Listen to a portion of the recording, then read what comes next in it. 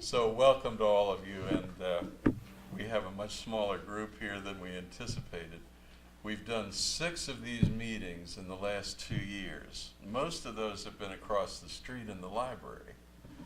And I think the smallest group we've had there is 75 people. So, Mel Franklin and I organized a meeting in Brandywine last spring that drew almost 300 people. So that was an incredibly outstanding meeting, and thank you for the partnership on that. I mean, it was truly tremendous. But when you fire a flare up in the air, you're not sure who sees it. And so all I can tell you is we worked social media on this thing, and we got word out to about 10,000 people. So there must be something else going on tonight that competes with this. But I want to be fair and considerate to the people who made it here. And so we always, no matter how big the turnout is, want to do justice to the people who actually made the commitment to come to the meeting. And so we're going to do that. Now, we had allotted a 2-hour slot for this, but let's be reasonable and say that we should be able to cover what we need to cover in an hour, and we'll have a question and answer period there in that hour. And then we'll reschedule something after the election when there's less things on the agenda. But I thought that we should really tell you, first of all, the status of the project and some things on the horizon, like the annual tour meetings that the Secretary of Transportation has with each county in Maryland and the city of Baltimore. And what happens there is the Secretary, we call it the tour meeting or the road show, but the Secretary and what we call the modal administrators, the people who deal with aviation and the Motor Vehicle Administration and the Maryland Transportation Authority and all the subdivisions, the Maryland Transit Authority, all the subdivisions of the State Department of Transportation go on the road, and they basically meet with all the elected officials in the state, county by county. And the meeting here in Charles County is next Tuesday at 6 o'clock. Now, last year, we had a big rah-rah meeting before that on really exactly the same date as today. And folks got excited and wanted to be right in front of the county building when the secretary arrived to let him know that this was an important priority, and they did that. So we had a dozen or 2 dozen people there in front of the county building with placards and signs saying light rail now. And I guess I should say too, we're here tonight to talk about bringing light rail to Charles County and Southern Maryland and Southern Prince George's County. That's the purpose of this meeting. So let me kind of roll into this by saying, and if you picked up a handout, there's 3 sheets of paper out there on the table. If you didn't get one coming in, get one before you leave. Because on those 3 sheets of paper, you basically get the story of where we are. We're looking at a light rail transit system from the Branch Avenue Metro Rail station in Prince George's County, 18.7 miles down the 5301 corridor to Waldorf and White Plains. And we're looking at a total commuter shed that would be served by that facility of about 450,000 people. I hear all the time, and I heard on Facebook before this meeting, we get comments like, well, we don't have enough population to support a facility like this. Well, the fact is we do. And the reason for that is that we have a partnership with Prince George's County and Charles County, and combined, we have as many people in that commuter shed as Charlotte, North Carolina, or the extensions of light rail in Phoenix to Tempe and Mesa, or Norfolk, or a whole number of very successful light rail lines. So we've kind of got the critical mass of support for that. And this would be, as I said, an 18.7 mile light rail line right alongside the 5301 corridor, and then crossing into Charles County would be right alongside the existing CSX railroad line. So, and we've kind of, Ben Ross, who I'll introduce in a minute, we were laughing earlier about how easy it would be to put light rail on that alignment versus threading the needle with the purple line, where and I grew up where the purple line's going to be, and there are just untold obstacles that have to be navigated on the purple line. So the potential exists for the 50,000 people who drive and go through one of the worst commutes in America every day, from St. Mary's in Charles County up north to Branch Avenue, would have a choice. They would have a choice of riding a train instead of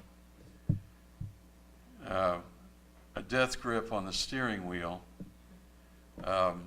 enduring what is the worst commute in Maryland. And Maryland's commutes are some of the worst in the nation.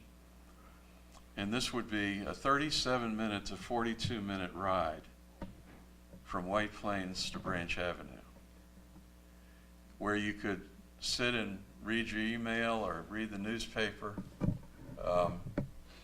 and not go through the soul-destroying, stressful experience of driving for what some people are doing an hour and a half, 2 hours one way to get to work. So and this is the alignment over here. If you see this map to my right, there are 13 stations on that alignment, all the way from White Plains, and then the last station would be at Joint Base Andrews in Prince George's County. And along the way would be the Southern Maryland Hospital Center, Brandywine Crossing, very important employment and activity centers, and this would generate interest in the private sector in investing in transit-oriented development around these stations and creating new employment opportunities for our citizens here. So this project has a dual purpose. It has a purpose of moving people efficiently, quickly. It has a purpose of an economic development purpose of as a catalyst for economic growth and development around the stations. And so it's a fundamentally important facility for our future economy in this corridor and for economic growth in Charles County.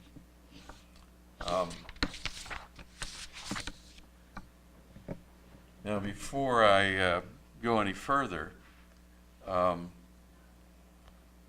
want to introduce three very key players in the room, and then ask them to say a few words about this project And I'm going to start with Reuben Collins. Now, many of you know Reuben. He served 2 terms as a county commissioner in Charles County, representing the 3rd Commissioner District. And he and I served together for 4 years, from 2006 to 2010, during which time we put a lot of the fundamental building blocks into place for this project from Charles County's perspective. We worked together on the Waldorf Urban Redevelopment Corridor, on a Phase 1 transit-oriented development plan for downtown Waldorf. And we began the process of urgently requesting state support for the next phase of this project. And after they've had a chance to say a few words, I'll get into the details of where we are and what we need from the state in the next phase.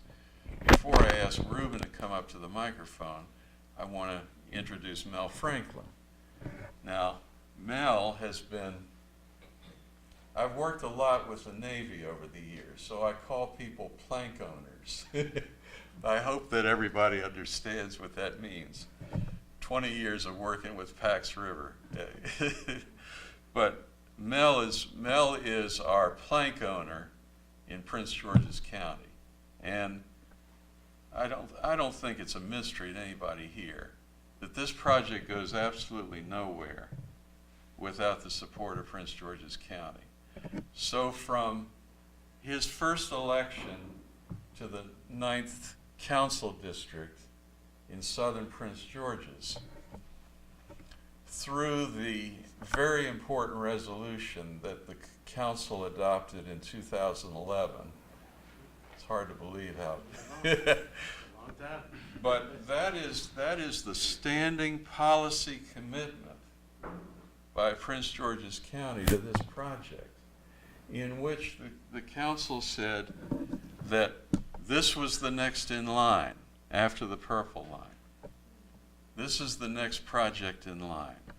So Mel has been a critical partner in Prince George's County in getting us where we are now. And again, I'll cover the details of where we are and where we need to go and the kind of help we need in a minute. And then Ben Ross. Well, first of all, Ben is a published author. He wrote a book on urbanism and transit and the importance of those things in building new communities. And if he tells you the title of the book, you can order it from Amazon. I think Oxford published it, if I remember. Ben and I have known each other now for about 2 years. When he called on the phone and he said, we need a statewide transit coalition because we need an interconnected Maryland, a better connected Maryland.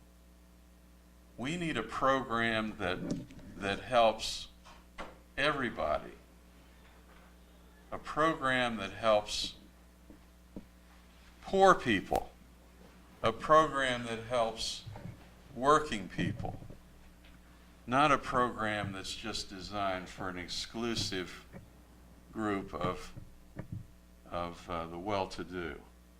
So he called, and we now have a coalition that represents most of the state, especially west of the Chesapeake, and includes a whole range of projects on the agenda that need to be invested in by the state of Maryland. And Ben is the chair of that coalition.